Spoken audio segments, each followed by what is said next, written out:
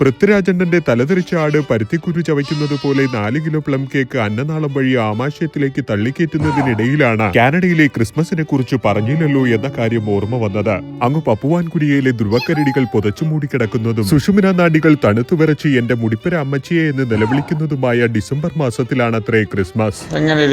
അയ്യോ sorry guys, എന്റെ ചിറ്റാറ്റിങ്കരയുള്ള ചിറ്റപ്പൻ നാസയിൽ വിളിച്ചപ്പോൾ കാനഡയിലെ ക്രിസ്മസ് നവംബർ മാസത്തിലെ ആരംഭിക്കുമെന്നാണ് പറഞ്ഞതത്രേ. അങ്ങനെയാണെങ്കിൽ ഈ ട്രെയിനിനെ കുറിച്ച് രണ്ട് പറയാനുണ്ട്. 39 ട്രെയിൻ എന്റെ പൊന്നോ, ഇത് അതൊന്നുമല്ല. ഇതിന്റെ പേരാണ് ഹോളിഡേ ട്രെയിൻ. പാവപ്പെട്ടവർക്കായുള്ള ഭക്ഷണവും പൈസയും കണ്ടെത്തുക എന്ന ലക്ഷ്യത്തോടെ കാനഡയിലും അമേരിക്കയിലും ചുറ്റിത്തിരിയുന്ന ഒരു തീവണ്ടിയാണിത്.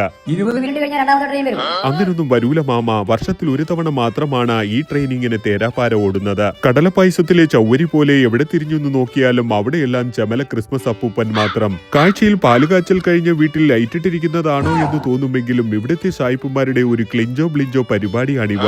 ഒരു പരിചയമില്ലാത്ത കുറെ എണ്ണം ഇവിടെ ഇരിപ്പുണ്ടെങ്കിലും ഈ മുതല വായന ഏതാ എന്നറിയാൻ ഈജിപ്തിലെ 1-2 കരയോഗത്തിൽ അന്വേഷിച്ചപ്പോൾ ഇനി വാടകയ്ക്കെങ്ങാനും വന്ന് താമസിക്കുന്നതാണോ എന്നറിയില്ലത്രേ.